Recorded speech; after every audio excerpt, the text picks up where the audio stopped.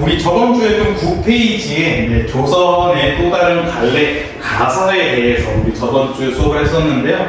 가사에 대해서 간단하게 다시 복습을 하자면 가사는 조선 초기에 나타난 시가로 운율을 지녔지만 서사의 내용을 담고 있다는 거였는데 이게 운문과 산문의 중간 형태였습니다. 운문이란 건 운율이 있는 거였고 산문은 그냥 단순히 이야기라는 형태였는데 그래서 운문의 대표적인 예시는 시였었고요. 산문의 대표적인 예시는 소설이었었는데 그러니까 시와 소설의 중간 형태가 바로 가사다라는 거였고요. 주로 사음모를 기조로 하는 특징을 가지고 있는데 사음모 끊어읽기가 바로 4개의 단위다 였었고 무엇보다 행수에 제한이 없었습니다. 행수에 제한이 없었기 때문에 작가가 하고 싶은 말 다 할 수 있었던 게 바로 가사의 특징이었었고요. 작가층은 양반과 여성을 볼 수 있었는데 평민도 써있겠는데 평민이 쓴 가사는 좀 발견하기 힘듭니다. 왜냐하면 평민은 3줄짜리 혹은 4줄짜리 시조 쓰기도 시간이 바빴는데 보통 10줄에서 15줄이 넘는 가사를 쓰기에는 평민들도 너무 힘들었기 때문에 보통 대부분 양반과 여성이 가사를 많이 썼고요. 양반이 쓴 것 중에 유배가사, 기행가사, 은일가사가 있었고 그중 가장 중요한 거는 은일가사였습니다. 은일가사는 보통 은퇴한 신하들이 자연 속에서 풍류를 즐기는 내용들이 나오는데 그래서 자연 친화와 임금님 감사 이 모든 건 다 내가 이런 거 풍류를 즐길 수 있는 거는 다 우리 임금님 덕분입니다 라고 얘기하는 게 은일 가사였었고요. 기행 가사는 여행 가서 느낀 점이어서 보통 여행 부위로 생각하시면 되고 유배 가사는 간성, 억울함, 복수심, 1편, 단심 이 4가지가 있었다는 점 꼭 체크하시면 좋을 것 같습니다.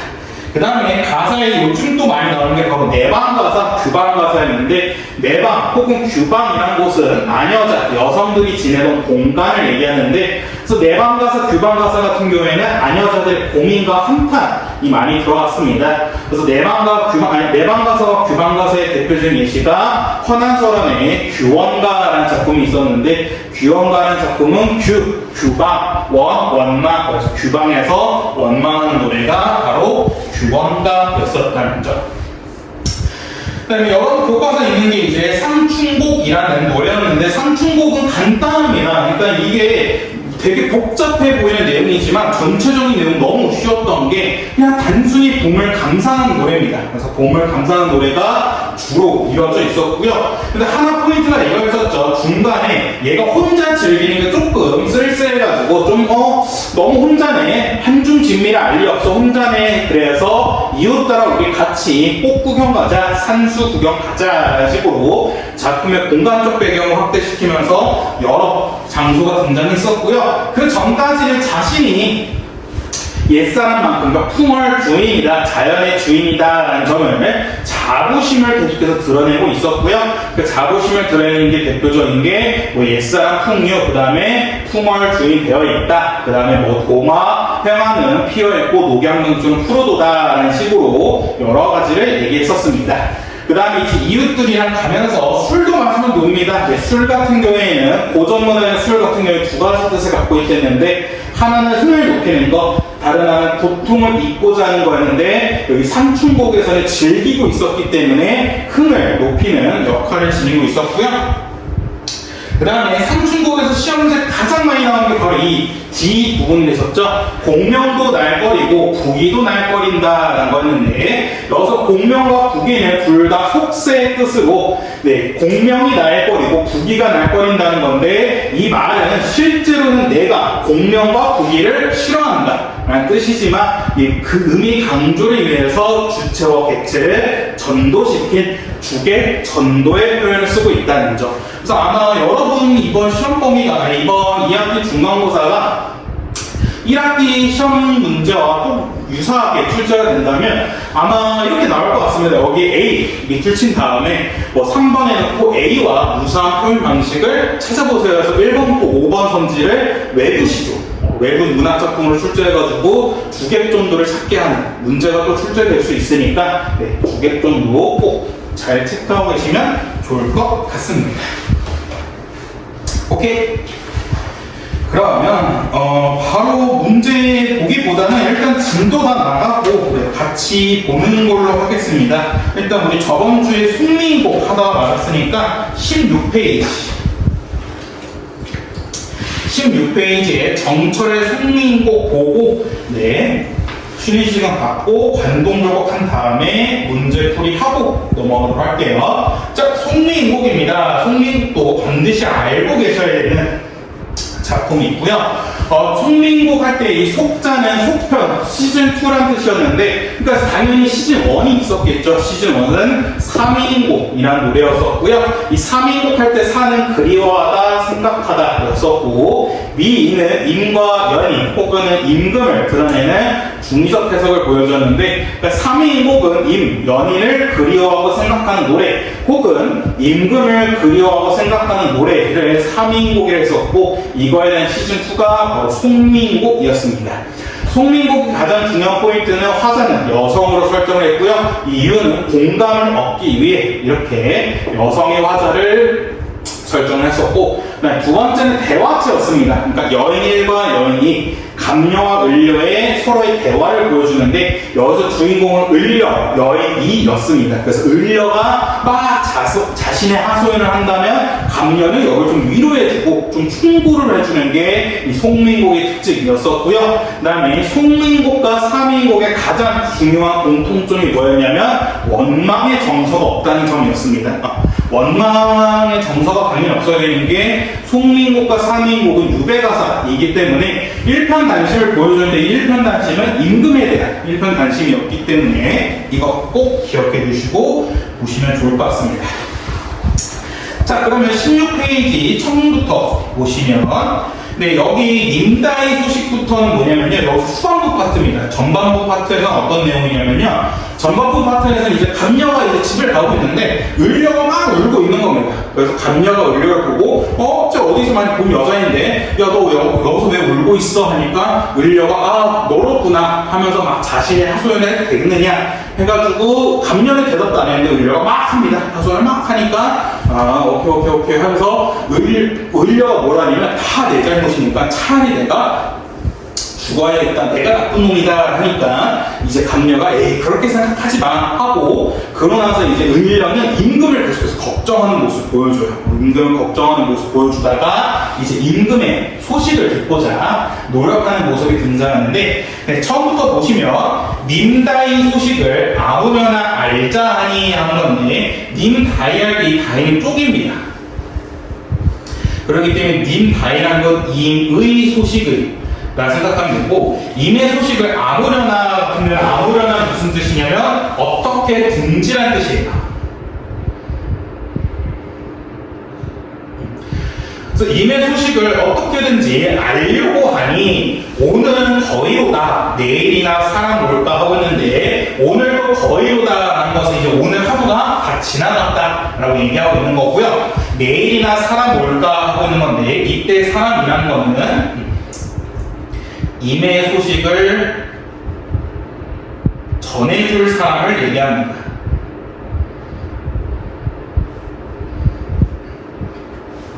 그래서 오늘이 여기서 이게 또 여러분 많이 착각하신 게 뭐냐면요, 오늘은 거의로다 해가지고 이거 거의 밤 늦게 시간에 얘기하는 거 아니냐 할 수 있는데, 그러니까 이때 당시는 이런 소식을 전해주는 사람은 한 오후 1~2시쯤에 왔다 해요. 왜냐면 멀리서부터 한양에서부터 왔고, 그 다음에 이 사람이 소식을 전해주고 다시 돌아가야 되잖아. 그럴 때 보통 오후 1~2시면 오는 건데, 그러니까 오늘은 거의로다라는 게 뭐냐면, 임의 소식을 전해줄 사람이 지금 1~2시인데도 안 오는 거 보니까 오늘 안 오나 하고 있는 거고요. 그래서 내일이나 올까 하고 있고, 내 마음 불 데가 없답니다. 내 마음 불 데가 없다는 걸 통해서 화자의 조바심과 심리적 방황을 볼 수 있습니다. 심리적 방황 등을 볼 수 있습니다. 그래서 어디로 가지 말고, 그러니까 괜히 어디로 가지 말고, 내 마음 불 데도 없네, 어쩌지 하고 있는 거고, 그래서 괜히 이상한 데 가지 말고 잡거니 밀거니 높은 데로 올라가자 하고 있습니다. 내 형광펜 높은 데 체크. 이 이 사람이 이제 어디로 올라가냐? 높은 산으로 올라갑니다. 높은 산으로 올라가는 이유가 뭐냐면요. 임을 보기 위해 올라간 겁니다. 임을 보기 위해 올라간 건데, 이건 다른 말로 소망을 성취하기 위한 공간이라 생각하시면 됩니다. 그러니까 얘가 전남 창평이 있었기 때문에 이 창평의 가장 높은 산에 올라가게 된다면 그 산 꼭대기에서 저 멀리 한양을 본다면 우리 이미 계신 한양 혹은 궁궐을 볼 수 있지 않을까라는 마음에 이 사람이 이제 높은 산에 올라가게 된 거고요. 근데 높은 산에 올라가서 님을 봐야지 하고 있는데 무슨 일이 있냐면 구름은 물론이거니와 안개가 무슨 일이냐 하고 있는 겁니다. 그러니까 얘가 이제 높은 산에 올라가서 저 멀리 봐야 되는데 구름이나 안개가 엄청 낀 겁니다.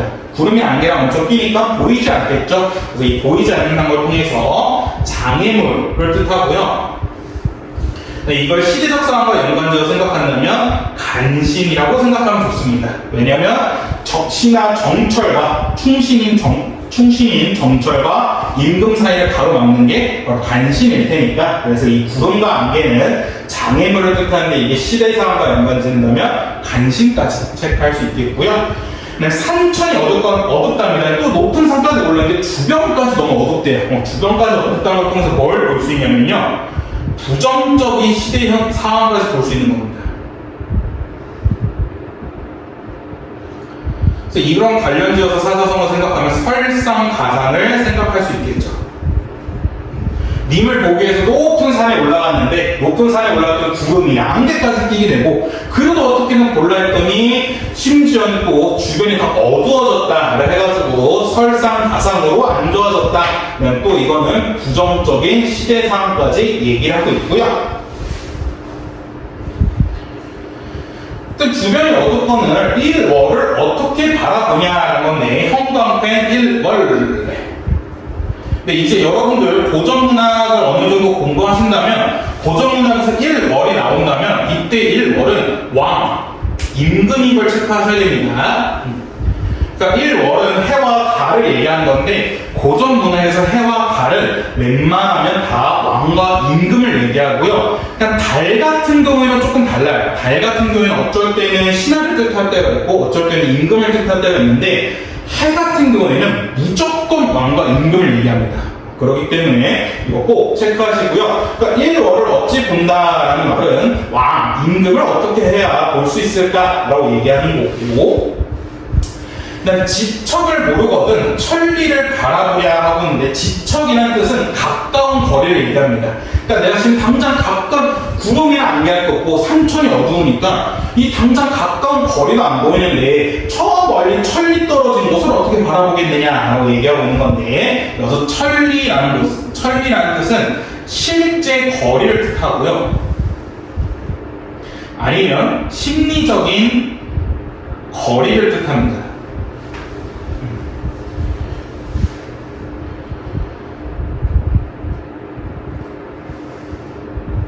이게 무슨 말이냐면요. 이게 조금 애매한 게, 우리나라의 심리가 지금 키로만큼 3kg거든요. 그래서 천리는 300kg입니다. 근데 이게 아까도 말씀드렸던 것처럼 왕이 한양이 있고 지금 정철은 전남 창평이 있는데,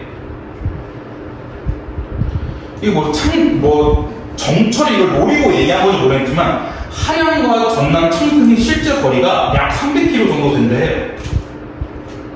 지금은 아까 약 300km 정도 돼가지고, 그래서 이거를 마음이 떨어져 있어서 심리적인 거리감을 드러내는 건지 아니면 실제로 300km가 떨어지는 건지를 얘기한 거 모르기 때문에, 그래서 천리, 보통 고전문학의 천리가 나온다면 실제 거리와 심리적 거리를 뜻하고요. 그럼 반면에 말리면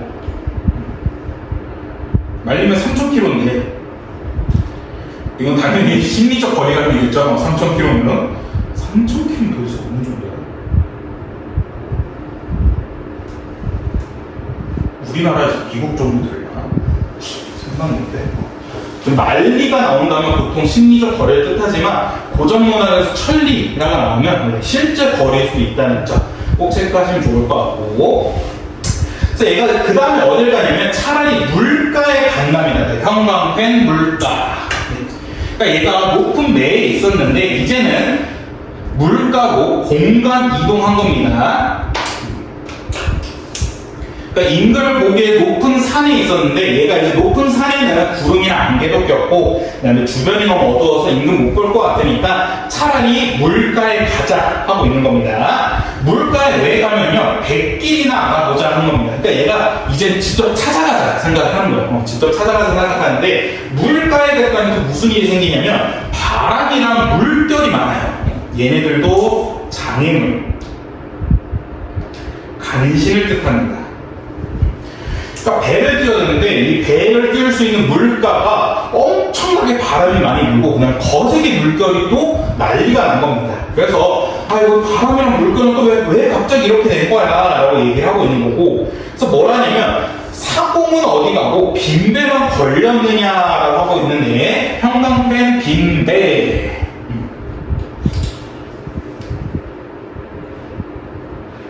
네, 빈배는 객관적 상관부를 얘기하거든요.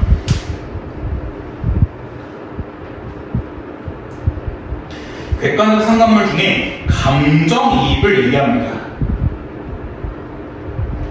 그러니까 감정이입이란 건 뭐냐면 화자랑 대상의 정서 혹은 상황이 비슷한 거거든요.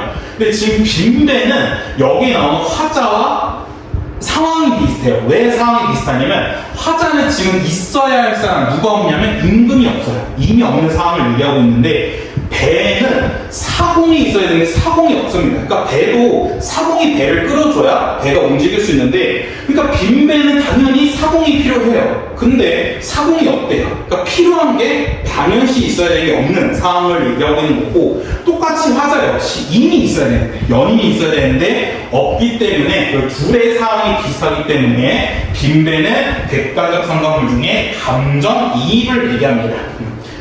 그래서 강천에 혼자 서서 지는 예를 굽어보니 님다의 소식은 더 아득하더구나.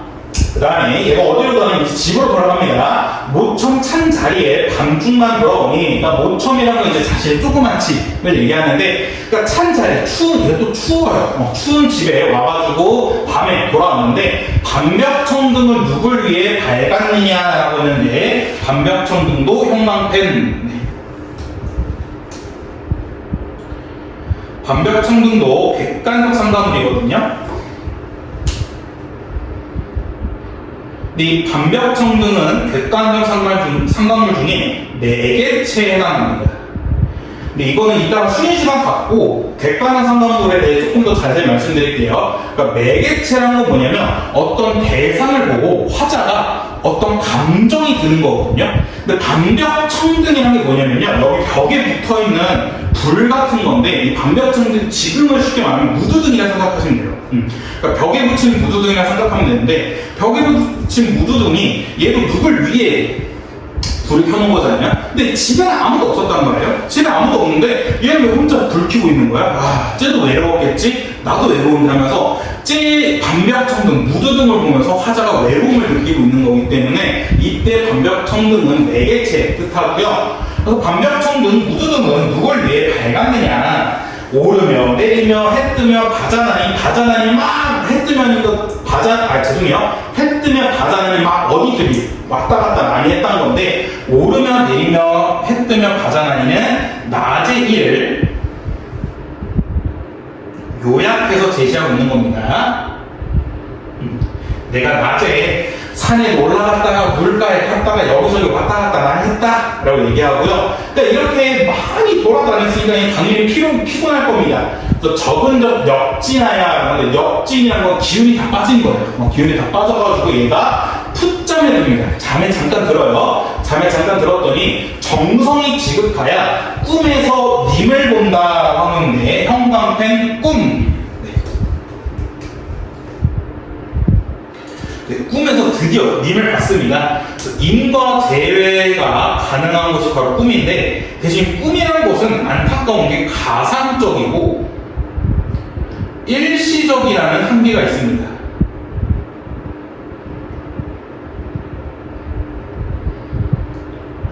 그러니까 우리가 꿈에서 누굴 봤다 해가지고 그 꿈에서 그 사람과 계속해서 행복할 수 있는 것도 아니고 난 꿈은 언젠가 깨게 되죠. 네, 그렇기 때문에 꿈이란 것은 가상적, 일시적이라는 한계를 지니고 있지만 그래도 님과 재회할 수 있는 공간이다라는 겁니다. 그래서 꿈에서 님을 봤더니 옷 같은 얼굴이 반이나 늙었어요라고 있는 겁니다. 그러니까 이 아름다운 얼굴이었는데 이미 반쪽이 됐다라고 얘기를 하고 있고요. 그 다음에 마음에 먹은 말씀 실크잔, 실크잔은 실컷이라는 뜻인데 실컷 말하고 싶지만 눈물이 발하나니 말인들 어이하여 정을 못 다하여 목이조차 내어 하니 라는 건데 이게 단순 내용일치 문제로 여기 파트가 많이 나오거든요. 이 세 줄이 은근히 파트를 많은 아이들이 여기 그냥 대충 읽고 가는데 중요한 게 여기서 내용일치 문제 나오고 뭐가 나오냐면 화자는 꿈에서 임을 보고 자신이 하고 싶은 말 다 했다 라는 식으로 나오는데 얘 여기서 한마디도 못했습니다. 그러니까 화자는 하고 싶은 말 하지 못했어요.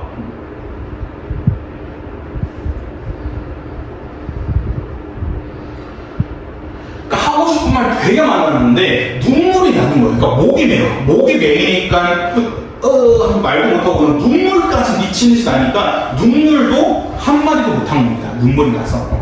근데 이게 단순 내용일치 문제로 화자는 꿈에서 임에게 하고 싶은 말 다 했다 이런 식으로 나오는데 그거는 내용일치 문제가 안 되고요. 그래서 이렇게 하고 싶은 말 다 못한 상태에서 뭐가 울리냐면 오전정 개성이 울려요. 오전정 개성 형광펜. 오전정 개성이라는 게 뭐냐면요. 오전정이 방정맞은 이고요. 개성은 다 울음소리입니다.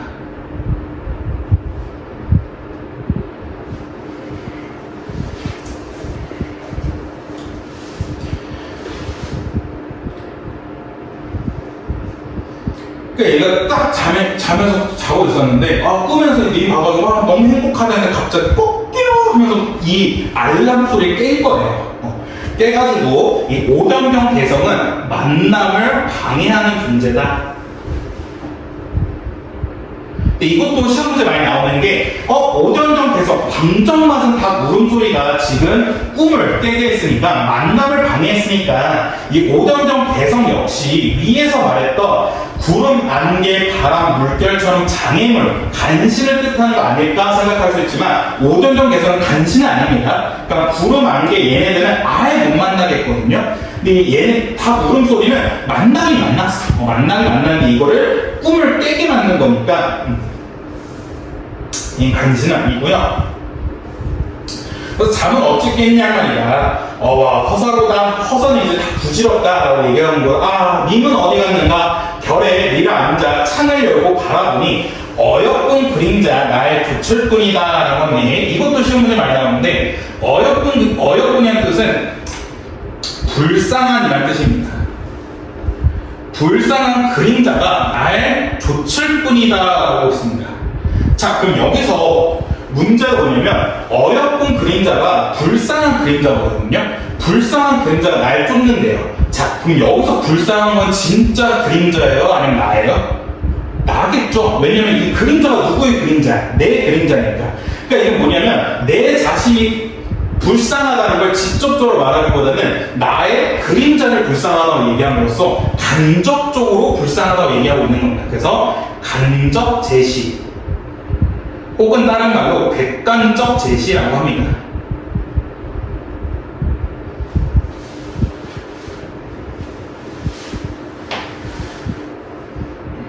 그래서 차라리 쓰여디어는 건 뭐냐면 죽어서라는 뜻입니다. 차라리 이럴 바엔 죽어서 나걸이나 돼야지 하고 있는데 이 나걸이라는 거는 지는 달을 얘기하고요. 그래서 얘가 뭐라냐면 차라리 난 이럴 바엔 지는 달이 돼가지고 님 대신 창을 반드시 비추겠다 라는 식으로 몹시 수동적이고 그 다음에 일시적인 모습을 보여줍니다. 그리고 나서 여기 각신님, 다리와 커니와 구준비나 대소서 여기는 이제 감력, 여인이 얘기하는 거거든요. 여기 위까지는 을력, 여인 이가 얘기하는 거였는데 마지막 jet줄은 감녀가 이제 대답을 해준 겁니다. 감녀가 충고를 해준 거거든요. 각신님, 달은 무슨 달이야? 야, 달 말고 뭐가 돼? 구준비나 돼 임마 하는 겁니다. 구준비를 대라고 하는 이유가 뭐냐면 임에게 직접 작용이 가능해서입니다. 그러니까 이게 무슨 말이냐면 달은 임을 직접 터치할 수 없잖아요. 근데 비 같은 경우에는 임에게 떨어져서 어떻게 임을 터치할 수 있으니까 나벌보다 지는 달보다 구준비가 보다 임에게 직접 더 작용이 가능하다는 뜻이고, 그러기 때문에 조금 더 적극적이고, 비는 계속 져줄 수 있잖아요. 계속 내릴 수 있으니까 그래서 달보다는 조금 더 지속적이다 라는 의미를 가지고 있습니다.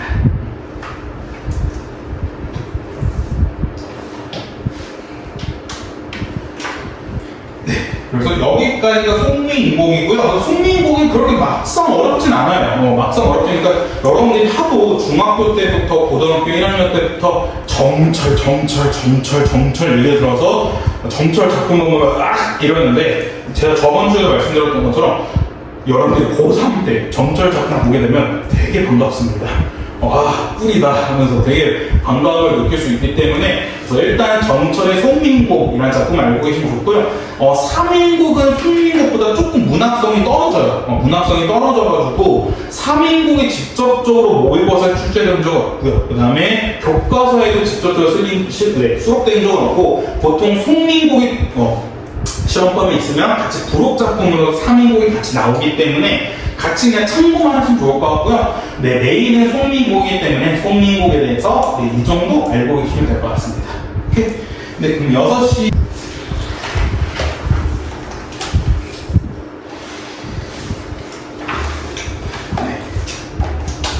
보시면요, 일단 여기 중간 부분에 여기 구석에 감상 플러스가 해가지고 감정이입에 대해서 얘기 나와있는데, 이거를 먼저 간단하게 보시면, 감정이입이란 대상과 인간의 감정이 완전하게 결합되는 것으로 시적 대상에 화자의 감정을 불어넣어 시적 대상도 화자와 같이 느끼고 생각하는 것처럼 표현하는 방식이다라는 건데, 그러니까 이 감정이입에서 가장 중요한 게 뭐냐면요, 여기 맨 마지막 줄주 이겁니다.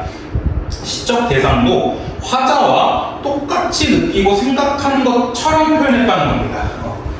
그러니까 시적 대상이 실제로 그렇게 느껴진지 안 느껴진지 몰라요. 하지만 이거를 시적 대상을 바라보고 있는 화자 입장에서는 쟤도 나랑 똑같이 느끼고 생각하는구나 생각하는 게 표현하는 게 바로 감정이입인데, 일단은 이 감정이입에 들어가기 전에 객관적 상관물에 대해서만 먼저 보시면,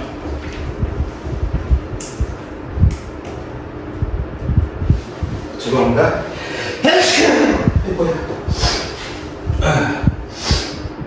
객관적 상관물에 대해서 보시면, 객관적 상관물은 총 3가지가 있습니다. 첫 번째, 감정이입.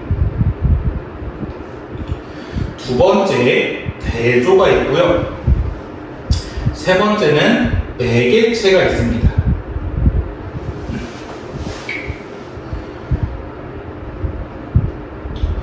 간단하게 먼저 보시면요, 감정이입이나 화자와 대상의 감정과 상황이 비슷한 것, 똑같은 걸 얘기하고요. 대조는 말 그대로 화자와 그 대상의 감정과 상황이 서로 반대되는 것. 매개체는 그 대상을 통해서 화자가 어떤 감정을 느끼는 것을 매개체라고 합니다. 일단 감정이입부터 한번 다시 설명을 드리자면, 그러니까 예시로 생각하시는 게 제일 좋거든요. 감정이입은 뭐냐면, 제가 스타벅스를 갔습니다. 스타벅스 갔는데, 예를 들어 제가 여자친구랑 헤어진 지 아직 한 달 됐어요. 헤어진 지 한 달 됐는데, 그래서 나도 이제 저도 힘들게 이제 스타벅스 일을 대충 하고 있었는데, 옆 테이블에서 막 싸우는 소리 들리는 거야. 싸우는 소리 들려가지고, 쓱 봤더니 이제 갑자기 여자가 일어나서 남자의 뺨을 짱 때리고 우리 헤어져! 그래서 간 겁니다. 가니까 이제 가고 나서 홀린 남자가 막 울어. 그걸 보면서 쟤도 헤어졌네? 나도 헤어졌는데. 그래서 제가 뭐냐면 그럼 쟤도 지금의 나처럼 되게 힘들고 슬퍼하겠지? 라고 생각하는 게 감정이입이고, 두 번째 대조는 뭐냐면 이제 제가 여자친구가 헤어진 지 한 달밖에 안 된 상황에서 스타벅스를 똑같이 갔는데 옆 테이블 커플인데 엄청 알콩달콩합니다. 둘이 막 포크로 캐디 이거 먹고 막 이러고 있는 거야. 그럼 보면서 하면서 나도 저랬던 적이 있는데 나는 지금 헤어져서 되게 슬픈데 저 둘은 사랑하느라 되게 좋아 보이네. 이게 화자와 대상이 서로 감정이 반대되는 대조이고요. 그다음에 매개체는 저 먼저 설명드릴 때 그냥 간단하게 짜파게티라고 설명드리거든요. 짜파게티가 뭐냐면 제가 만약에 일요일 아침마다 여자친구랑 짜파게티를 끓여 먹었습니다. 근데 여자친구 헤어지고 나서 집에서 일요일 아침에 부엌 선반을 딱 열었는데 부엌 선반에서 짜파게티가 뚝 떨어진 거야. 근데 저는 그 전까지는 여자친구 생각 하나도 안 했어요. 하나도 안 했는데 딱 짜파게티 보자마자 내가 일요일 아침마다 여자친구랑 짜파게티를 끓여 먹는데 지금은 내가 이 짜파게티를 혼자 끓여 먹네. 그 전까지는 전 이별의 감정이 전혀 들지 않았는데 짜파게티라는 대상 매개체를 보고 이별의 감정을 느끼는 게 매개체입니다. 이렇게 이해하시는 게 제일 좋아요. 근데 이게 여러분들이 보통 배울 때는 객관적 상황을 이 두 가지만 배울 거예요. 감정이입과 대조. 또 심지어 정말 좀 옛날 선생님도 좀 나이가 있으신 분들은 어떻게 설명하냐면 감정이입과 객관적 상관문이 서로 반대다라고 얘기해요. 그러니까 그분들 입장에서 뭐냐면 감정이입이고 그다음에 대조가 객관적 상관문이다라고 말씀하시는 경우인데 그건 아니고요. 객관적 상관문이라는 것 자체가 하나의 큰 카테고리고 이 속에 감정이입, 대조, 매개체 이 세 가지가 있는 게 맞는 겁니다. 그래서 여러분들이 매개체 같은 거 좀 애매해요. 매개체는 누군 그럴 수 있잖아요. 짜파게티 보고 짜파게티의 그 면이 우는 모양이기 때문에 그걸 보고 이 사람이 똑같이 우는 거 아니냐, 이것도 감정이입 아니냐 라고 따질 수 있는 거기 때문에 조금 애매해요. 조금 애매하기 때문에 보통 감정이입, 대조, 매개체 이네들을 구별하는 문제는 학교 내신에서 많이 나옵니다. 왜냐면 학교 내신에서 선생님이 딱 오피셜로 말씀해 주시거든요. 뭐 예를 들어 아까 우리 배웠던 송민국에서도 빈 배는 감정이입이었단 말이야. 빈 배는 왜냐면 쟤는 사공 혼자 있으니까. 근데 반벽청도 역시 벽에 붙은 무드등인데 얘를 보고 이별의 감정 느낀 거 역시 어찌 보면 감정이입일 수 있거든요. 왜냐면 얘도 사람을 위해 밝혀줘야 되는데 홀로 있으니까 얼마나 외롭겠어. 그래서 얘도 외롭네, 나도 외롭네. 그래서 감정이입으로 볼 수 있기 때문에 이것도 되게 구별하기 애매하거든요. 그래서 보통은 학교 시험에 나오고 학교 선생님이 이건 감정이입이야, 이거는 대조야, 이건 매개체야 딱딱딱 잘라서 말씀해 주시면 그걸 맞춰서 받아들이시면 되고요. 모의고사에서는 감정이입이냐 대조냐 매개체냐 구별하는 문제 잘 안 나옵니다. 왜냐면 너무 조금 주관적이기 때문에 그냥 이게 객관적 상관문이냐 아니냐 이 정도만 나오기 때문에 이 정도 알고 계시면 좋을 것 같습니다. 절대 틀리시면 안 됩니다. 감정이입, 대조, 매개체 헷갈릴 때는 커플도 생각하세요. 커플. 이 뭐야? 감동되고 어디 정신이 없냐? 네, 12페이지.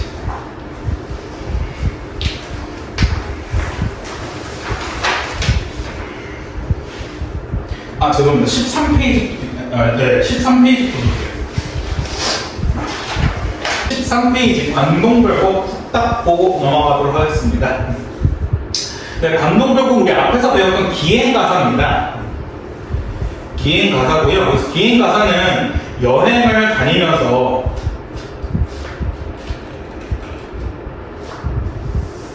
보고 느낀 점에 대해서 얘기하는 기행가사인데, 그래서 그때 우리 저번 주에 설명드릴 때도 기행가사는 그렇게 중요하지 않다고 말씀드렸는데, 근데 왜 기행가사 중에 관동별곡은 왜 우리가 배우냐는 건데, 관동별곡이 단순히 기행가사만을 얘기하고 있지 않아서 그렇습니다. 이게 무슨 말이냐면 관동별곡에서 가장 중요한 포인트가 내적 갈등이에요. 내적 갈등이 드러난다는 게 이 관동구역에서 가장 중요한 건데, 그러니까 내적 갈등이란 거는 다른 사람, 다른 상황에 대해 상황과 관련해서 갈등을 겪는 게 아니라 내 자신과 갈등을 겪고 있는 거거든요. 그러니까 뭐 여러분들이 예를 들어 지금 밤 10시인데 여기서 공부를 더 하고 갈까? 아니면 그냥 집에 가서 잘까? 라고 이렇게 내적으로 고심하는 게 내적 갈등이라고 생각하시면 좋은데, 여기 관동목에서는 어떤 내적 갈등이 드러나냐면요, 첫 번째는 유교적인 자아와 두 번째는 도교적 자아가 싸웁니다. 이 하나하나 자아가 어떤 자아인지 천천히 보시면요, 유교적 자아이기 때문에 얘는 충에 대해서 얘기하고 있습니다. 충과 관련된 내용을 해요. 그래서 얘는 뭐 왕 혹은 백성들과 관련된 얘기를 많이 하는 게 유교적 자아고요. 그러니까 한마디로 유교적 자아는 일을 해야 된다라고 얘기하고 있는 거고, 도교적 자아는 뭐냐면요, 신선, 그러니까 자연 친화와 관련지어서 얘기하고 있는 게 바로 도교적 자아입니다. 그러니까 도교라는 이거 자체가 좀 신선과 관련된 거거든요. 신선, 옥황상제 혹은 선명 이런 것들과 관련된 건데, 보통 도교는 자연 친화를 많이 얘기를 해요. 그래서 얘는 어떤 얘기를 하냐면, 그러니까 이 정철의 관동록의 전체 풀스토리가 뭐냐면요, 정철이 임금에게 명을 받아요. 임금의 명을 받는데 무슨 명을 받냐면, 너 강원도 지역 가가지고 강원도 지역을 다스려라 라는 명을 받아요. 그러니까 지금으로 말하면 강원도지사가 되는 겁니다. 근데 지금은 38선 때문에 이 강원도가 잘려 있는데, 그러니까 옛날 조선시대 때는 강원도가 어디까지 이어졌냐면 금강산까지 이어져 있었거든요. 그러니까 이 정철이 강원도 도지사를 하면서 나름 열심히 일을 한 거예요. 그래서 백성들 되게 다 살기 좋은 시절이 됐는데, 그래서 정철이 한 1년에서 2년 정도 일한 다음에 얘가 그래, 내가 열심히 일했는데 내가 한번 다스린 지역을 한번 전체적으로 한번 훑어봐야 되겠다. 한번 여행을 돌아다니면서 백성들이 실제로 어떻게 살고 있는지 내 두 눈으로 직접 봐야 되겠다라고 얘기를 해가지고, 얘가 처음에 금강산 쪽으로 갑니다. 금강산 쪽으로 가가지고 금강산에서 와, 금강산 너무 멋있다. 와, 이 금강산 너무 멋있는데 이 금강산의 좋은 기운을 내가 받아가지고 왕과 백성들한테 좋은 정치를 펼쳐야 되겠다. 혹은 이 좋은 기운을 가지고 내가 왕한테 전달해주고 싶다라는 식으로 좀 충과 왕, 백성들을 생각하는 모습을 보여주거든요. 근데 이러다가 이 얘가 어딜 가냐면 동해바다로 가요. 동해바다에 도착하는데, 동해바다 도착하니까 얘가 무슨 생각 드냐면, 놀고 싶다. 놀고 싶어. 와, 나 지금 산도 즐겼다가 바다까지 왔는데, 와, 너무 좋아. 자연 너무 최고인데, 와, 나 이러면 나 진짜 차라리 그냥 은퇴하고 신선처럼 놀고 싶은데, 라는 생각을 하기 시작합니다. 그러니까 얘가 마음에 내적 갈등이 시작된 거예요. 어떡하지? 나 은퇴할까? 라고 생각하는데, 은퇴를 하면 무슨 문제가 생기냐면 왕의 명을 거역한 게 돼요. 왜냐면 왕이 몇 년도까지 일을 해라 했는데, 이 정철에 가가지고 저 일 못할 것 같아요. 그래? 너 일 안 하고 뭐 할 건데? 은퇴하고 뭐 할 건데? 네, 저 동해바다 가서 놀 겁니다. 라고 얘기하면 이제 왕이 화를 내겠죠. 그러니까 얘가 막 고민하는 거야. 어떡하지 하다가 이 내적 갈등을 어떻게 해결하냐면요, 꿈을 통해서 해결합니다.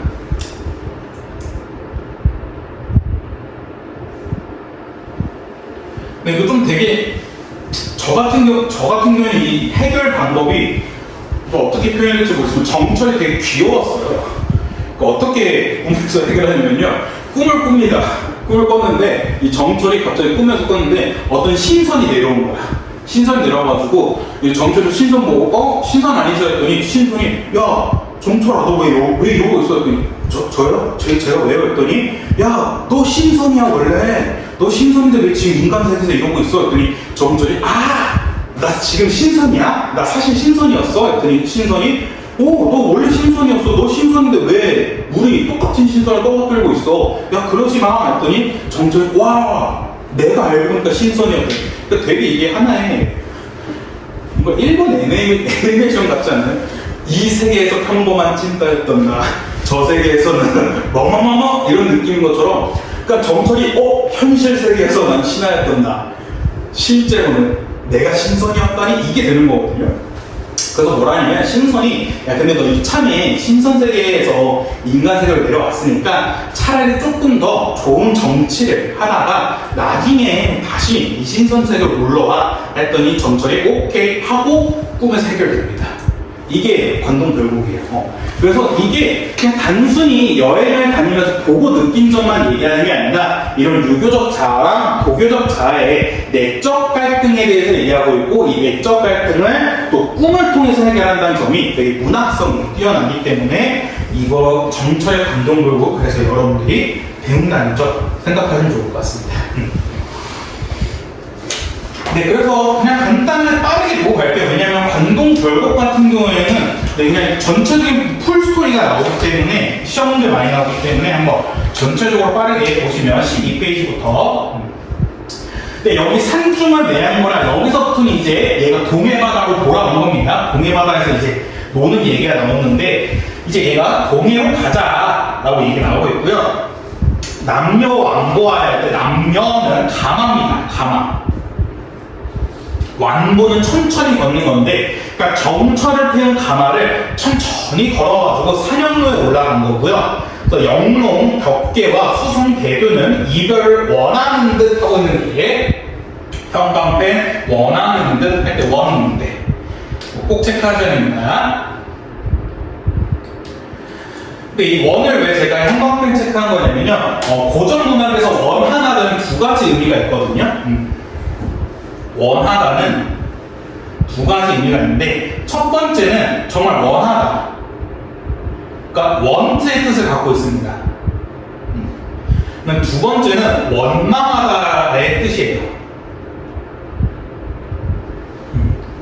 이 두 가지를 꼭 구별하셔야 되는데, 근데 이 두 가지를 구별한 방법은 한자입니다. 좀 안타깝지만 한자로 구분하셔야 되는데 어떻게 한자로 구별할 수 있냐면요, 여기 옆에 보시면 원하다, 이 원이 원망하다 뜻이거든요. 지금 얘가 왜 원망하다 뜻이냐면요, 여기 옆에 이 원자, 한자 원자가 원망할 때 원이에요. 근데 이걸 어떻게 할 수 있냐, 여러분들 마음 심자 이 정도는 할 수 있잖아.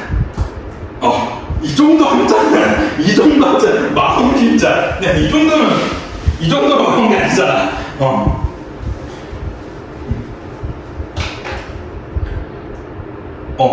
깜짝이야. 나도 순간이 걸렸네. 이 마음 심자, 이 파란색 이 마음 심자가 마음 심자이기 때문에 이 마음과 관련된 한자이기 때문에 얘가 원망하다 뜻이구나 생각하시면 되고요. 이 옆에 가로친 한자가 마음 심자가 없으면 want, 원하다의 뜻으로 해석하시면 됩니다.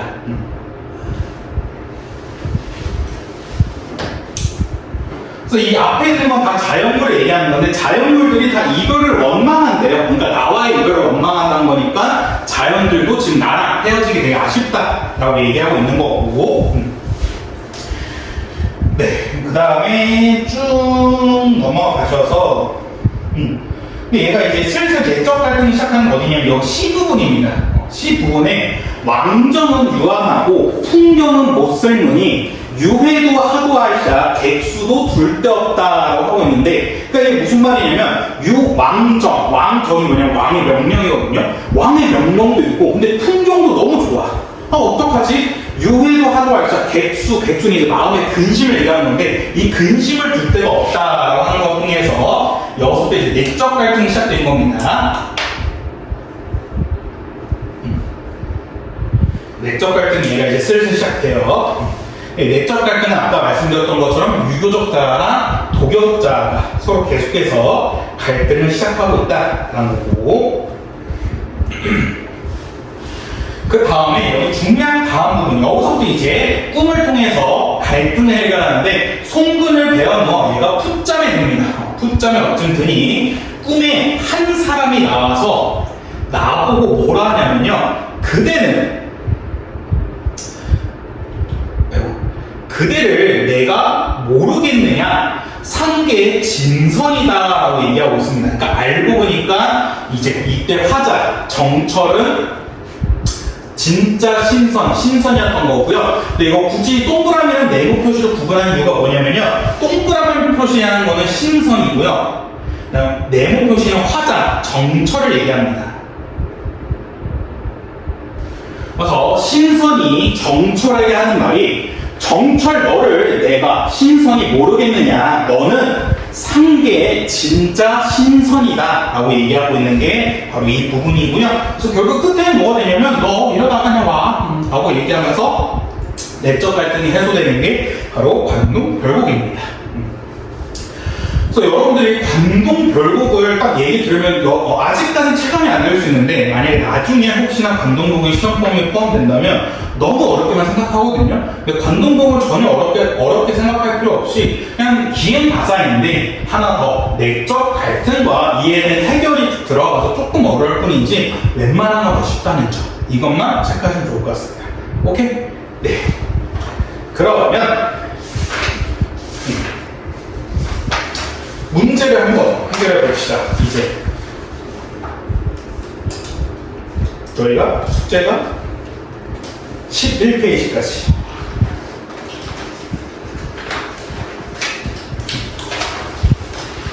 먼저 2페이지부터 쭉 답을 불러드릴게요. 그래서 문제 해결하고 그 다음에 10분 쉬는 시간 들었다가 우리 마무리하는 걸로 하도록 하겠습니다. 2페이지 1번부터 1번에 3, 2번에 3, 3번에 2, 4번에 4, 5번에 5, 그 다음에 5페이지에 6번에 3, 7번에 4, 그 다음에 7페이지 8번에 4, 9번에 3, 그 다음에 8페이지에 10번에 5, 자, 그 다음에 상충곡 10페이지 1번에 3, 2번에 1, 그 다음에 라스트 11페이지 3번에 2, 4번에 2였습니다. 근데 한번 2페이지 1번부터 그냥 쭉 같이 다 보도록 할게요. 근데 모든 선지를 다 볼 시간은 없을 것 같고요. 그냥 답만 빠르게 설명드린 다음에 그 다음에 8시 이후에 우리 오늘부터는 또 클리닉 분석지 이거 다시 작성하셔야 되거든요. 그래서 클리닉 분석지 작성하시면서 다시 한번 오답 확인하는 식으로 하는 걸 할게요. 지훈이는 제가 이따가 이거 설명드릴게요. 어떻게 쓰는지. 자, 2페이지 1번부터 보시면 이 글에 대한 설명으로 적절하지 않는 거, 알맞지 않은 걸 체크해라 하고 있는데 답은 3번이었습니다. 3번인 이유는 2연의 새는 화자가 방황하고 있음을 8연의 좋은 꽃은 화자가 정착하고 있음을 드러낸다 했는데 이게 틀렸죠. 2연의 새는 화자가 방황하고 있는 것 상관이 없었고 2연의 새는 화자의 감정이입 대상이었을 뿐이지 화자의 방황과는 상관이 없었다라는 거 체크해 주시면 좋을 것 같습니다.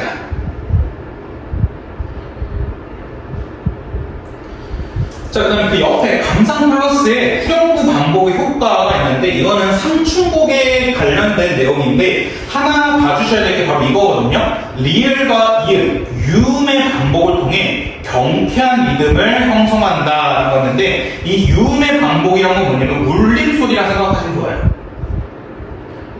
그래서 울림소리를 사용하여 경쾌한 리듬감을 형성한다는 거. 이거 하나만 더 봐주시면 좋을 것 같고요. 자, 그 다음에 2번에 보기에 윤선도의 오후가, 이것도 꼭 알고 계세요. 윤선도의 오후가라는 작품도 되게 중요한데 이 제목부터 보시면요, 오가 무슨 오자냐면요, 숫자 5입니다. 5명이라는 뜻이고요. 우는 친구의 뜻이에요. 그래서 오가 같은 경우에는 5명의 친구를 소개해주는 내용인데 어디서의 친구냐면 자연 속에서의. 자연 속에서의 5명의 친구를 소개해 준 건데 이 5명의 친구가 각각 누구냐면요, 첫 번째 물, 두 번째 바위, 세 번째 소나무, 네 번째 대나무, 마지막 5번째가 달입니다. 그래서 물, 바위, 소나무, 대나무, 달. 달이라는 자연 속의 5명의 친구들을 소개해주는 게 오후가라는 내용입니다. 그래서 이게 전체적으로 내용은 다 똑같아요. 1수에서는 전체적인 5명의 친구들을 설명해주고 2수부터 6수까지는 각각 한 명씩 얘기해주거든요. 물은 왜 좋냐면 물은 얘는 이런 친구야. 바위는 왜 좋냐면 이런 친구야 라고 얘기하면서 대답하는 게 오후가라는 작품인데, 그래서 이번의 답은 3번이었습니다. 기억은 돌이었는데 이 돌은 운명적 고난과 비애에 대해서 얘기한 거였기 때문에 화자의 서러움을 얘기한 것 같고요. 니은은 흠모의 감정이라는 건데, 흠모가 뭐냐면요, 좀 예찬하고 좀 좋아하는 예들입니다. 그러니까 조금 본받아야지 라는 것 좀 생각하시면 좋아요. 그러니까 되게 좋아하긴 좋아하는데 그냥 좋아하는 게 아니라 좀 롤모델식으로 좋아하는 게 흠모의 감정을 유발하는 건데, 니은은 바위, 이 5명의 친구를 되게 예찬하는 노래이다 보니까 네, 흠모 체크할 수 있습니다. 자, 그 다음에 3페이지 3번에 네, 감정이입을 찾아라라는 건데 답은 2번이었죠. 이건 뭐 그렇게 크게 어려운 거 없었다고 볼 수 있고요. 네, 4번은 보기를 통해서 이끌 감상해라라는 거였는데, 보기 보시면요, 청산불복 잡아야 되는 의견이 많다. 우선 몽골의 침략에 따른 나라의 혼란으로 삶의 터전을 고 유랑하는 유랑 농민들이 이 노래를 지었던 주장이 있고, 한편 무신정권 등으로 인해 몸을 잠시 피해했던 지식인들이 지었다는 주장과 시련의 슬픔을 가진 사람이 외로움을 달래기 위해 부른 노래라는 얘기도 있다라는 건데, 답은 4번이었는데 4번이 왜 정답이었냐면요, 울어라 울어라 새어는 나, 그러니까 지식인의 입장에서 본다면 새에게 자신 대신에 임금을 찾아가 정치적 억울함을 전달해 주길 원한다라는 거였는데, 이건 완전 관련이 없었던 게, 울어라 울어라 새어 할 때 이 새는 그냥 감정이입의 대상이었습니다. 감정이입의 대상이었지 화자의 소망을 들어주는 거는 관련이 없었거든요. 그렇기 때문에 4번의 답은 4번이었다는 점. 자, 그 다음에 4페이지 5번에 또 적절하지 않는 걸 체크해라 라는 거였는데, 네, 답은 5번이었는데 왜 5번이었냐면요, 이 글에 나타난 고통은 청산무곡 2에서처럼 주인공이 추구하는 예술적 성취를 통해 해소되었다라는 건데, 그럼 이게 무슨 말이냐면 그냥 좀 쉽게 얘가 고통이 많으니까 아마 그림이나 아니면 노래를 통해서 이걸 해결했다는 건데, 이 고통 어떻게 해결하냐면 노래나 춤 아닙니다. 고통 해결하는 방법은 술입니다. 술로 해결했어요. 뭐 예술 전혀 관련이 없습니다. 그냥 술로 해결하는 게 청순별곡 1이기 때문에, 네, 그래서 5번의 답은 5번이었다는 점.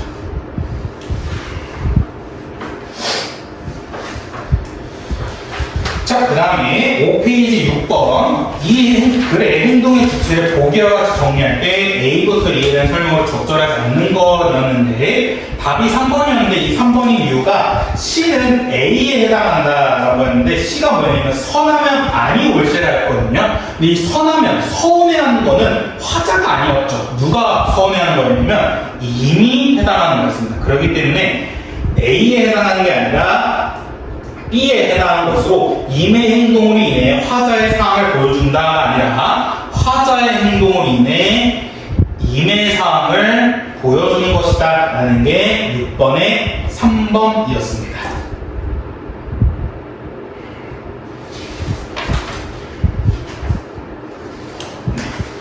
그 다음에 6페이지에 7번, 이 작품의 시상 전개 양상을 정리해라 라는 건데 적절하지 않은 것으로 답이 4번이었는데, 3단계에서 화자는 이미 떠난 상황을 받아들이지 못한 채라는데, 아니죠. 얘 받아들였죠. 받아들여서 얘 어떻게 가시자마자 돌아와 주세요 라고 얘기하고 있는 거기 때문에 화자는 이별의 상황을 받아들이긴 받아들였습니다. 근데 대신에 언젠가 다시 돌아왔으면 좋겠다 라고 화자의 소망을 얘기하고 있는 거였기 때문에, 그래서 7번의 답은 4번이었다는 점. 오케이?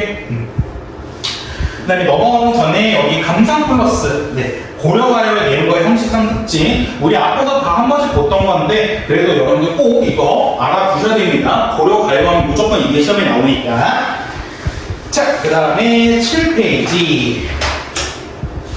네, 7페이지 8번은 반드시 틀리시면 안 됩니다. 네, 이거는 제가 엄청나게 계속해서 강조했던 건데, 기억을 강조하는 기억이 후렴구였거든요. 답이 4번이었는데, 4번인 이유가 화자가 전달하고자 하는 바를 강조한 건 아니죠. 왜냐면 전달하고자 하는 바는 주제, 정서와 관련 있는 건데, 후렴구는 이와 완전 관련이 없다 했습니다. 그렇기 때문에 8번의 답은 4번이었었고요.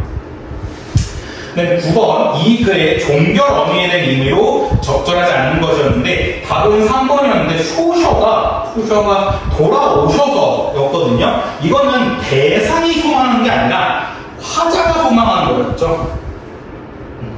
화자가 소망하는 것에 대한 얘기였으니까 9번의 답은 3번. 자, 그 다음에 8페이지 보기 작품 보시면 작가가 이 글을 쓰고 후 시간이 흐른 뒤에 보기의 작품을 썼답니다. 비교할 증언으로 적절하지 않는 것인데 한번 보기 작품을 보시면요. 이화오 흙 뿌릴 때 울며 잡고 이별한 님, 춘풍 낙엽에 저도 나를 생각하는가, 천리의 외로운 꿈만 오락가 파노라메 하고 있는데 일단 여기서 여러분들이 다 처음 보는 작품이더라도 하나 체크할 수 있는 게 바로 이별한 님이었습니다. 그래서 화자는 일단 이별했구나 라는 걸 체크할 수 있고요. 그 다음에 이와 우는 뭐냐면요, 하강적 이미지로 체크할 수 있는데, 그러니까 이화 할 때 이화가 여러분들한테 어색한 단어는 아니거든요. 우리 대학교 이화 여대 할 때 그 이화가 이 이화인데, 그러니까 백꽃입니다. 백꽃. 그리고 뒤에 있는 우는 비우자인데, 그러니까 만약 백꽃이 빛처럼 막 쏟아진다는 거예요. 그러니까 되게 서정적인 분위기를 좀 형성하겠죠. 그래서 그렇게 흩날릴 때, 비가 막 쏟아질 때 울며 잡고라니 춘풍 낙엽에, 그러니까 시간이 꽤 지난 겁니다. 왜냐하면 이화는 백꽃인데 이게 봄에 피는 꽃이거든요. 봄에 피는 꽃이 다 떨어지는 게 바로 봄인데 춘풍 낙엽은 가을 바람이거든요. 그러니까 가을에도 잘 생각해 주시는가 하면서 여전히 화자의 임에 대한 그림을 표현하고 있는 거고, 그래서 외로운 꿈만 오락가락한다 하고 있는데, 그래서 10번의 답은 적절하지 않은 거 답은 5번이었는데 이 글과 보기 모두 청자로 설정된 임에게 직접 호소하고 있다는데 직접 호소는 보기에서 없었죠. 그러니까 가실에서는 있었습니다. 가실에서는 가시자마자 돌아와 주세요 라고 이제 직접 호소하는 게 있었지만 지금 보기에서는 임에게 직접 호소하는 거는 없었다는 점, 거 잘 체크해 주시면 좋을 것 같고, 그 다음에 10페이지 1번이 이 글에 나타난 화자의 태도로 가장 적절한 것이었는데 이거 뭐 쉬웠죠? 답은 3번 봄 경치의 아름다움 느끼고 그 속에서 즐거움을 느끼고 있다는 거 쉽게 체크할 수 있고요. 그 다음에 2번 A부터 E에 대한 설명으로 적절하지 않은 것인데 답은 1번 A가 뭐였냐면요, 아침에 채산하고 저녁에 낚시하세요라는 건데 이건 분주한 농촌의 일상이 아니라 되게 한가로운 삶을 보여주고 있는 거죠. 왜냐면 아침에는 그냥 산나물 캐고요, 저녁에는 낚시하자입니다. 그러니까 되게 놀자라고 얘기하는 거기 때문에 한가로운 봄의 생활, 한가로운 삶에 대해서 얘기하고 있는 게 1번 선지였었고요. 마지막 페이지 11페이지 3번에 이 글의 시상 전개를 보기와 같이 나타날 때 이에 대한 설명으로 적절하지 않는 것이었는데 답은 2번이었습니다. 조심하세요. 이게 정자에서 화자는 봄의 풍경 속에 홀로 있는 자신의 처지를 한탄하지 않습니다. 한탄하면 나 왜 혼자야? 혼자니까 너무 슬퍼. 나 울거나 후회하거나 이런 게 나와야 되는데 그런 게 아예 없었거든요. 그냥 혼자 놀고 있는데 이참에 이웃들이랑 더 놀면 좋지 않을까? 라고 얘기하고 있는 거기 때문에 한탄은 관련이 없었습니다. 자, 그 다음에 4번 보기를 바탕으로 이 글을 감상으로 적절하지 않는 것인데 답은 2번이었는데 풍월주의는 수학을 양성하는 정극인의 자부심이 담긴 표현이라는데 이건 관련이 없었죠. 풍월주의는 그냥 자연에서의 삶을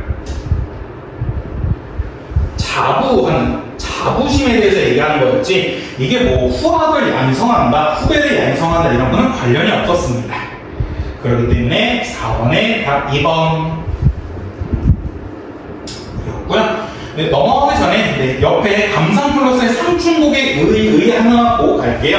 네, 상충곡은 조선시대의 최초의 가사로서 양방 가사의 효시이자 강호 한정 가사의 시초라는 점에서 의가 있다. 이후 송순의 면왕정가와 정철의 성상별곡 등에 영향을 주었다고 알려져 있다는 거 하나 체크해 주시면 좋을 것 같고요. 이게 은근 학교 내신 문제에서는 어떻게 나오냐면요. 송순의 면왕정가와 정철의 성상별곡에 상충곡이 영향을 준 건데 이걸 바꿔서 말합니다. 면왕정가와 정철의 성상별곡이 상충곡에 영향을 주었다. 이런 식으로 또 바꿔서 나올 수 있으니까 이것도 참고해서 같이 알고 계시면 좋을 것 같습니다. 자, 그러면 우리 10분 쉬었다가 우리 오늘 문법 최대한 또 해보고요. 네, 마무리하는 걸로 하겠습니다. 빠르게 보시면요. 자, 우리 품사 저거 한 지가 꽤 됐죠? 한 2주가 넘어갔는데, 그걸 다시 한번 보시면요. 일단 품사는 사람 혹은 사람의 성격이다라고 했기 때문에 이건 달라지지 않는 데 있었고요. 그래서 이 품사랑 헷갈리면 안 되는 게 바로 문장 성분이었습니다. 문장 성분이란 거는 하나의 역할, 그러니까 주연, 조연, 까메오 같은 역할이기 때문에 달라질 수 있기 때문에 이건 헷갈리시면 안 된다 했고요. 그래서 그 중에 예시를 든 게 바로 이거였죠. 마동석 씨라는 사람이 있으면 이 마동석이라는 하나의 품사가 있는데 이 마동석이라는 사람이 범죄도시라는 영화에 들어가게 된다면 범죄도시라는 문장 속에 들어가게 된다면 주연의 역할, 주성분의 역할을 하게 되는 거고 신과 함께라는 영화, 문장에 들어가게 된다면 조연, 부속 성분의 역할을 하는 거고 마동석 씨가 베테랑이라는 영화 혹은 문장에 들어가게 된다면 까메오 혹은 독립 성분의 역할을 맡게 된다기 때문에 이건 문장 성분이다라고 말씀을 드렸습니다. 그래서 한번 다시 보시면요. 품사라는 것은 단어들을 의미에 따라, 기능에 따라, 변화 여부에 따라 나눈 갈래를 품사라고 했었고요. 그중 첫 번째가 불변화, 가변화가 있었는데 불변화라는 거는 형태가 변하지 않는 거, 가변화라는 건 형태가 변하는 거. 기능에 따라 나눈 거는 그냥 쉽게 말해서 문장에서 어떤 역할을 할 수 있느냐라는 거였는데 체험, 관계형, 독립원, 수식원, 용언 이 5가지가 있었습니다. 그 중에 체험이라는 거는 주어, 목적어, 보어 등과 같은 문장에서의 주성문, 주어 역할을 할 수 있는 게 바로 체계어이었었고요. 수식원 같은 경우에는 다른 말을 꾸며주는 부속성문, 조연의 역할을 하는 게 바로 수식어이었다는 거. 그리고 이때 여러분들이 저를 비웃었잖아요? 이때 여러분들이 저를 말씀드렸죠? 뒤끝 되게 길다고. 근데 차은우와 사순우가 있다면 누가 주연이 될 수 있느냐 했더니 여러분 둘 다 아무 말씀 안 하셨죠? 묵비권으로 대답을 하셨기 때문에 평생 기억하고 있겠습니다. 저는 내년 반포고 수업과 내후년 반포고 1학년 수업 때도 계속해서 얘기할 거야. 너네 선배들이 나를 농락했다고. 이 웃긴 게 이거 똑같이 수업할 때 저기 강동의 2학년 애들한테 수업했거든요. 근데 걔네는 저랑 예비 고일 때부터 봐가지고 지금 3년 차란 말이야. 이제 똑같이 얘기했던 거야. 야, 차은우랑 얘기 있어. 사송은 있어. 누가 주연해야 되겠어. 다 웃긴 게 사송! 이런 거야. 진짜 남고 애들이거든요. 남고 애들 10명이 있는데 사송이에요. 주연이다! 이런 거야. 너네 차은우는 아니? 차은우는 모른다! 하면서 참 감동이다. 저기 반포고 애들은 당연히 차은우 선택하던데 너네 날 선택해줬구나.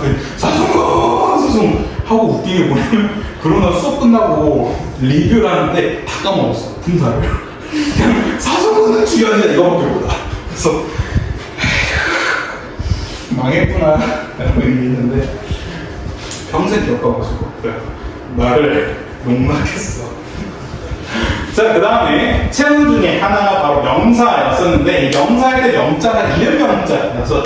그래서 그냥 단순히 이름을 나타내는 말을 명사라 했었고요. 명사는 보통 명사, 고유 명사, 자리 명사, 의존 명사 4가지 종류가 있는데 그 중에 여러분들이 조금 헷갈릴 수 있는 게 바로 고유 명사였습니다. 고유 명사는 특정한 사람이나 사물에 붙여진 이름인데 얘는 다른 언어, 말로 번역할 수 없다는 특징이 있었고요. 의존 명사는 누군가에 의존해야 되는, 그래서 다른 말, 관용어에 비례어 쓰이는 게 바로 의존명사다라는 거. 명사의 특징으로는 조사와 결합하여 다양한 문장 성분으로 쓰일 수 있는데 이 다양한 문장 성분할 때 주로 주성분인 주어, 목적어, 보어를 할 수 있는 게 가장 키포인트였었고요. 근데 얘는 뭐든지 할 수 있는 주연이기 때문에 뭐 부사어든 서술어든 독립어든 뭐든 다 할 수 있는 게 바로 명사의 특징이었습니다. 오케이? 자, 그 다음에 이제 여기서부터 우리가 시작을 해야 되는데 34페이지에 대명사라는 게 있습니다. 네, 대명사라는 게 무엇이냐라는 건데 대명사는 말 그대로 이 대자가 대신하다입니다. 그래서 대명사는 어떤 대상이나 사물, 장소 등의 이름을 대신하여 쓰이는 말이 바로 대명사라고 생각하시면 돼요. 왜 이런 대명사가 왜 있느냐라고 하면 좀 극단적인 예시가 되면 명사가 엄청 길 수 있잖아요. 그러니까 어떤 사람의 이름이 한 10글자, 15글자 넘어가게 된다면 그 10글자, 15글자를 계속해서 말하기 좀 힘드니까 이걸 대신해서 그녀 이런 식으로 깔끔하게 바꾸는 게 대명사다 생각하시면 좋을 것 같고요. 이 대명사는 인칭대명사와 지시대명사 이런 것들이 있고 이 대명사도 똑같이 명사와 동일하게 조사와 결합할 수 있고 다양한 문장 성분을 쓰일 수 있는데 또 이 중요한 게 뭐냐면 관형사의 수식을 받을 수 없습니다. 관형사라고 뒤에서 한번 배울 텐데 체험을 주로 수식해주는 말인데 그러니까 이 대명사는 수식을 받을 수 없습니다. 그렇기 때문에 이 점 조심하셔야 되는 거고요. 그 다음에 이 대명사에서 또 많이 나오는 게 이 밖에, 그 밖에 대명사라는 건데 이거 형광펜 가지고 반드시 잘 기억해 주셔야 됩니다. 이거 구별하는 문제가 제일 많이 나오는데 자, 미지칭 대명사, 부정칭 대명사인데 자, 얘는 끊어읽기를 어떻게 되냐면 미지칭 대명사로 읽어줘야 됩니다. 이 미자는요 미지의 세계 할 때 그 미거든요. 그래서 모르다 라는 뜻이고요. 지칭은 가리키다 라는 뜻이에요. 그래서 미지칭 대명사는 모르는 사물이나 사건을 가리키는 대명사를 미지칭 대명사라고 합니다. 반면에 부정칭 대명사는 부정은 아니다, 하지 않았다는 거, 칭은 가리키다는 거거든요. 그러니까 부정칭은 뭐냐면 가리키지 않는 것을 부정칭 대명사랍니다. 그래서 이거는 좀 예시를 보시면서 한번 보시는 게 좋은데 미지칭 대명사의 예시는 뭐냐면요, 날 때린 사람이 누구야? 할 때 이 누구. 이 누구는 가리키긴 가리켰어요. 누굴 가리켰냐면 날 때린 사람을 가리켰는데 대신 이 날 때린 사람이 누군지 모릅니다. 모르기 때문에 그래서 얘는 모르는 사물, 모르는 사람, 모르는 사건을 가리켰다 해서 미지칭 대명사입니다. 오케이? 왜냐면 가리키긴 가리켰어요. 날 때린 사람이 누구야? 그래서 날 때린 사람을 가리키긴 했는데 날 때린 사람이 지금 누군지 모르죠. 그렇기 때문에 모르는 것을 가리켰기 때문에 미지칭 대명사고요. 부정칭 대명사는 뭐냐면요, 누구나 날 때릴 수 있다 할 때 이 누구입니다. 이 누구는 딱 누구를 가리키지 않았어요. 그냥 누구나, anyone, 어떤 사람이건 간에 어떤 사람 딱 가리켜서 야 너만 날 때릴 수 있어, 너만 날 때릴 수 있어 라고 가리킨 게 아니라 그냥 가리키지 않고 그냥 전체다, 누구든지 날 때릴 수 있다 해가지고 어떤 대상을 가리키지 않았기 때문에 부정칭 대명사라고 합니다. 오케이? 이거 뭐 그렇게 크게 어렵지 않고요. 제기칭 대명사는 오히려 영어 문법에서 많이 보여줬었고요. 제기칭 대명사는 앞에 나오는 명사를 다시 한번 가리키는 뭐 저, 자기, 당신 이런 것들 체크해주면 좋을 것 같고, 자, 그 다음에 그 밑에 여기 구석 부분이 하나 더 쓴 게 뭐냐면 시험 문제도 많이 나오는 인칭 대명사 당신을 한번 또 체크하셔야 되는데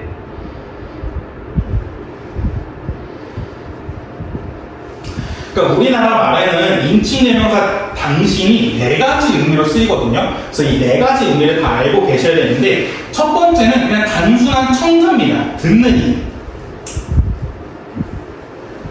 경청자를 가리킬 때는 2인칭 대명사고요.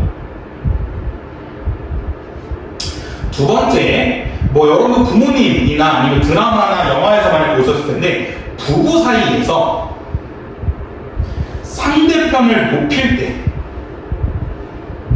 또 당신을 씁니다. 그래서 뭐 예를 들어 어머니나 아버지께서 서로에게 뭐 당신 어디 있었어? 뭐 당신 뭐 밥 먹었어요? 이런 식으로 서로를 높이기 위해서 상대편을 높이기 위해서 쓰일 때 당신을 쓰는데 이때도 2인칭 대명사고요. 반대로 세 번째, 싸울 때 상대편을 낮추기 위한 표현이 당신입니다. 이때도 똑같이 2인칭입니다.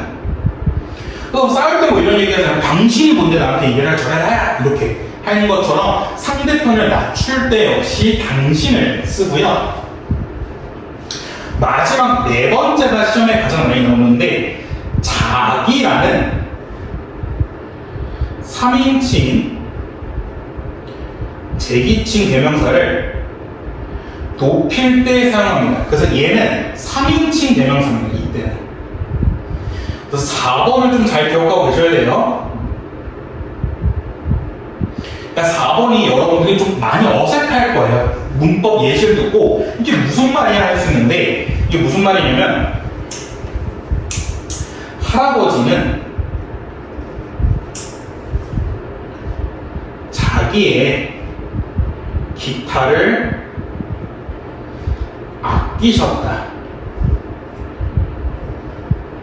라는 말을 우리가 종종 쓰이지 않나요? 뭐 할아버지는 자기의 뭐 물건을 아꼈었다, 혹은 뭐 아버지는, 어머니는 자기의 물건, 뭐 자기의 어떤 책을 아끼셨다는 건데, 그러니까 이게 틀린 표현입니다. 이렇게 쓰시면 안 되고요. 자기의가 아니라 얘를 당신의로 바꿔야 돼요. 이게 맞는 높임 표현입니다. 그러니까 할아버지는 당신의 기타를 아끼셨다. 이게 높임, 제대로 된 높임 표현이거든요. 그래서 이게 조금 많이 어색하고 어려울 거예요. 그러니까 이게 여러분한테 좀 친숙한 높임 표현이 아니기 때문에 조금은 애매할 거다라는 거. 그래서 인칭대명사 당신의 경우에는 이렇게 네 가지 의미가 지니고 있고요. 딱 네 가지니까 어디 쓴다고 나오기 너무 좋겠죠. 그렇기 때문에 잘 기억하고 계시면 좋을 것 같습니다. 자, 그 다음에 35페이지 수사 보시면 근데 수사는 간단합니다. 수사는 그냥 단순히 수량이나 순서를 나타내는 말로 양수사와 서수사가 있고요. 근데 이 수사에서 가장 중요한 부분이 바로 이거예요. 형광펜 수사와 수관형사를 구별하는 방법입니다. 네, 이게 시험 문제 많이 나오는데 이건 이따가 관형사까지 보고 다시 한번 보도록 할게요. 네, 그 다음에 두 번째, 차례를 나타낸 말이 특별히 사람을 지칭한다면 그때는 명사로 쓰였다는 건데, 그러니까 이게 무슨 말이냐면 첫째는 의사이고 둘째는 교사다, 혹은 저는 이 집의 첫째다 할 때 이 저는 이 집의 첫째다라는 의미가 첫 번째 자식이라는 뜻이죠. 뭐 저는 이 집의 장남 혹은 장녀이다라는 건데 그때는 사람을 나타내기 때문에 이때는 명사라는 뜻을 가지는 겁니다. 그러니까 그때는 수사가 아니라 명사의 품사를 가지는 거예요. 이거 체크하시면 좋을 것 같고. 자, 그 다음에 36페이지 동사입니다. 네, 동사도 여러분들이 영어에서 먼저 보셔서 그렇게 어색하진 않을 텐데 말 그대로 동사는 대상의 혹은 주어의 움직임이나 작용을 나타내는 게 동사이고요. 자동사, 타동사가 있는데 목적어가 있냐 없냐죠. 목적어가 있어야 되는 거는 타동사, 목적어가 없어도 되는 거는 자동사라는 거. 이거는 영어에서 많이 보셨기 때문에 친숙하실 테고. 그 다음에 37페이지 형용사입니다. 형용사는 성질이나 상태를 나타내는 말로서 얘도 뭐 그렇게 크게 어려운 게 없고요.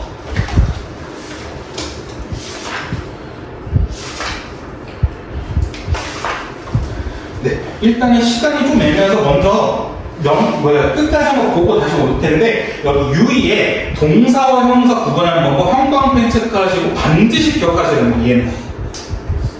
얘는 위에 쓰시면 반드시 암기를 쓰셔야 돼요. 그러니까 여러분들 2학기 때 품사 동사가 시험 범위에 포함되면요, 동사와 형용사 구분할 문제가 반드시 나올 거거든요.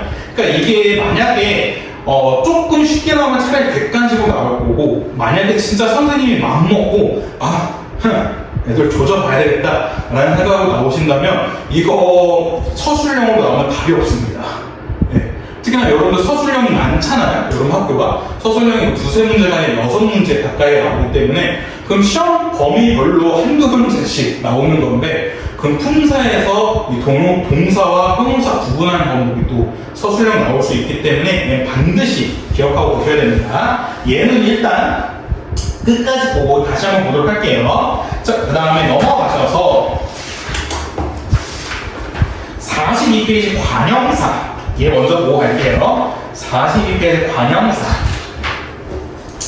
관형사 보시면요, 관형사는 체험 앞에, 그러니까 보통 체험, 주어, 명사를 수식해주는 말이 관형사입니다.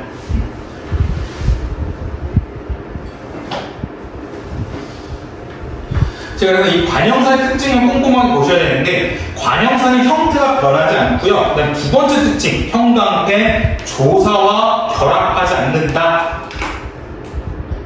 이거 반드시 기억하셔야 됩니다. 그 다음에 세 번째, 띄어쓰기라면 그 사이에 다른 말이 들어갈 수 있다는 것도 꼭 체크하셔야 되는데, 그러니까 예를 들어 헌 건물이라는 게 있어요. 이 건물이라는 명사를 헌이라는 관형사가 꾸며주고 있는 건데, 이 사이에 우체국이라는 말이 들어가도 된다라는 거, 이거 꼭 체크하시면 될 것 같고, 여기 2번에 조사와 결합하지 않는다는 점에서 우리 앞에서 봤던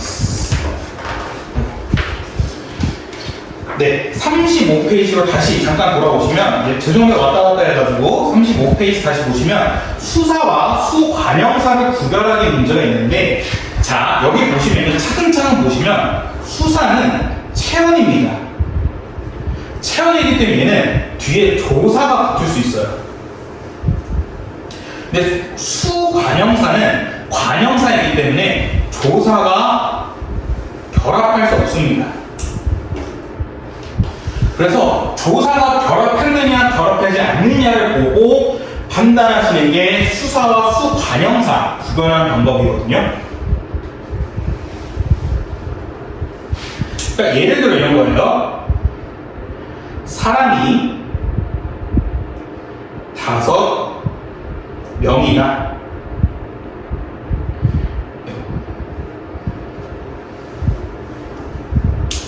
1번 문장, 2번 문장은 사람이 5이다.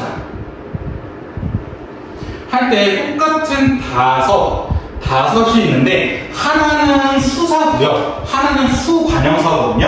얘를 판단하는 방법은 다시 한번, 수사는 뒤에 조사가 붙을 수 있고 관형사는 조사가 결합할 수 없다 했는데, 1번부터 보시면요, 사람이 5명이다 할 때 뒤에 뭐 붙었나요?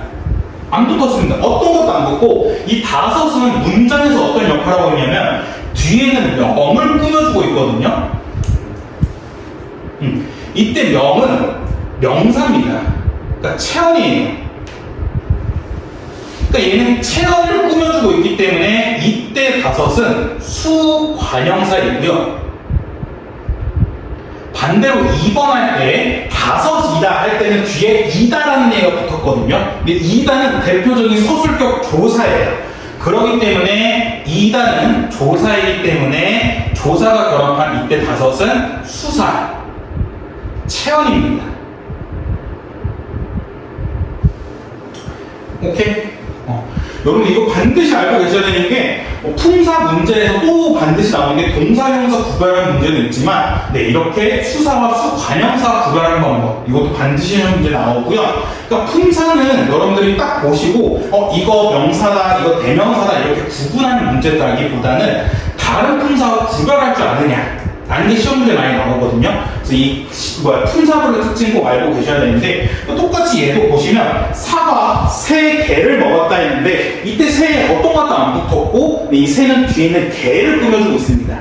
개는 명사인데, 얘가 명사인 것도 알 수 있는 게 뭐냐면 르이라는 조사가 붙었기 때문에 얘 조사 붙었네? 그럼 이때 개는 체언, 명사일 테니까 이 명사를 꾸며주는, 체언을 꾸며주는 새는 수관형새겠구나 라고 체크하시면 되고, 그 다음에 열을 셀 때까지 숨어라 할 때는 을이 아까도 말씀드렸던 것처럼 조사이기 때문에 이때 열은 조사가 붙은 체언, 수사인 거고, 네, 열 셀 때까지 숨어라도 얘도 똑같이 열을 셀 때까지 숨어라 하기 때문에 이때는 열은 수사이다 라는 거. 오케이? 이거 꼭 반드시 기억하고 계세요. 자, 그 다음에 다시 쭉 가셔서 43페이지 보도록 할게요. 자, 43페이지에 부사라는 건 뭐냐면요, 주로 용어를 자세하게 꾸며주지만 이 부사는 웬만한 거 다 꾸며줍니다. 명사 아니면 대명사, 수사 웬만한 거 다 꾸며주는 게 부사라고 생각하시면 되고요. 성분 부사와 문장 부사가 있는데, 성분 부사는 어떤 문장 한 성분만 꾸며주는 거고, 문장 부사는 문장 전체를 수식해주는 건데, 그래서 이 성분 부사는요, 이동이 불가능합니다. 반면에 문장 부사는 이동이 가능합니다.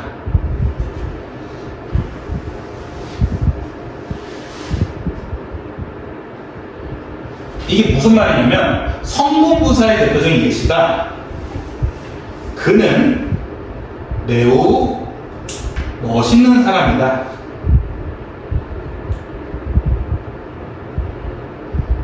할 때 이 매우가 부사거든요. 뒤에는 멋있는을 꾸며주고 있기 때문에. 근데 이 성분부사가 이동이 불가능하다는 의미가 뭐냐면요, 매우를 바꿔보시면 이동을 해보시면 말이 안 됩니다. 그는 매우 멋있는 사람이란데 매우 그는 멋있는 사람이다. 말이 안 되고요. 그는 멋있는 매우 사람이다. 말이 안 되고, 그는 멋있는 사람이다 매우, 이것도 말이 안 됩니다. 근데 반면에 문장 부사는 제발 시험에 합격하면 좋겠다. 아니면 과연 그가 범인일까? 라는 문장이 있을 때 과연과 제발이 부사, 문장 부사인데, 그러니까 이 문장 전체를 꾸며주고 있는 거거든요. 과연은 바꿔보시면 과연 그가 범인일까? 그가 과연 범인일까? 그가 범인일까? 과연? 말이 됩니다. 제발도 제발 시험에 합격했으면 좋겠다. 제발 시험에 제발 합격하면 좋겠다. 시험에 합격하면 제발 좋겠다. 이 좀 어색하죠? 근데 대신 시험에 합격하면 좋겠다. 제발. 이런 식으로 말이 됩니다. 그렇기 때문에 문장 부사와 성분 부사를 구별하는 방법은 이동이 가능하냐, 가능하지 않느냐, 이걸 체크하시면 될 것 같고요. 그래서 밑에 써 있는 것처럼 문장 내에서 주로 부사로 쓰이고 그 위치가 자유롭다는 거고, 난 네 번째 특징도 문장 내에서 다른 부사 혹은 관형사, 문장 전체를 꾸며주기도 한다라는 점, 이거 체크하시면 될 것 같습니다. 그 다음에 44페이지에 조사입니다. 조사라는 거는요, 주로 체험지에 붙어서 문법적 관계를 그려내거나 특별한 의미를 더해주는 말을 조사라고 하는데, 그러니까 얘는 한마디로 어떤 타이틀을 딱 주는 거거든요. 너는 문장에서 어떤 역할이야. 그러니까 너는 주연이야. 아니면 너는 부속 성분이야. 너는 조연이야. 아니면 너는 카메오야. 하는 건데, 우리 아까 그거 있었거든요. 문장 성분의 주성분, 주연도 주어, 목적어, 서술어, 다양한 게 있었거든요. 그러니까 좀 디테일하게 역할을 나눠주는 거예요. 디테일하게 너는 여기서 주연이고 너는 어디서 뭐가 주연이야, 이런 좀 디테일하게 나눠주는 건데, 그게 바로 격조사입니다. 격조사할 때 이 격자가 자격이라는 뜻이거든요. 그래서 문장 내에서 일정한 자격을 가지도록 해주는 게 격조사인데, 이 께서와 같은 주격 조사가 붙으면 얘는 주어 역할을 하는 거고요. 을이라는 목적격 조사가 붙으면 목적어, 의라는 관형격 조사가 붙으면 관형어, 이가라는 복격 조사가 붙으면 보어, 에서, 와, 가 같은 부사격 조사가 붙으면 부사어 역할을 하는 게 격조사입니다.